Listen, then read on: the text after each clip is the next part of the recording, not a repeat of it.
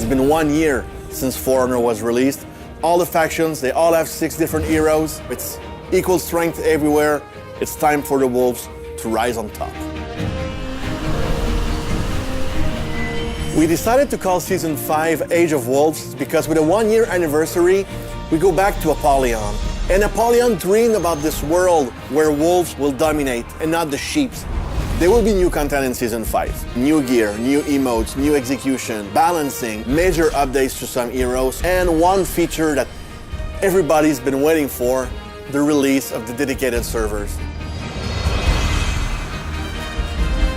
We dedicated a whole part of the team to only work on that. Can we really change the whole architecture of the game while we improve it and run it at the same time? That's why it took so much time, basically, because of the amount of work that is needed behind it.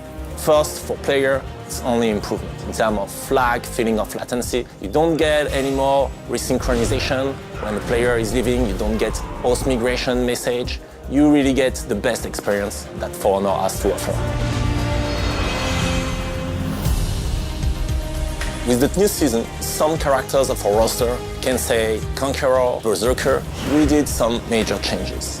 We've added new connections, new mix-ups to really improve their playstyle, but also improve their effectiveness on the battlefield. We are looking also at other characters, maybe more in the future. Regarding the progression and the gear in Season 5, we don't want it to add an extra rarity as we did previously. So we've added a new step that is called gear refinement. That's adding an extra edge on the stats, but really the purpose is to have the best gear in the game and to showcase it to everybody else. People want to have more choice regarding their progression. So now you can spend your salvage to get an XP boost that will boost the hero you're playing as well everybody else that is playing with you. We want to revamp the experience of the onboarding, so we created trials, which are a bit more narratively driven experiences where you learn all the basics of the art of combat. We expect new players to go with the apprentice and then have a bit of playtime in the game and then come back for the war trials to go more in depth into the art of combat. Once you've mastered these basics, you can now go in the arena. And what's cool is that as you play online, you will fight against other players, doing specific moves, using specific heroes, and when you feel like you're stuck or you don't quite know how to deal with these situations, now you can create the same setup in the arena, practice, and get better.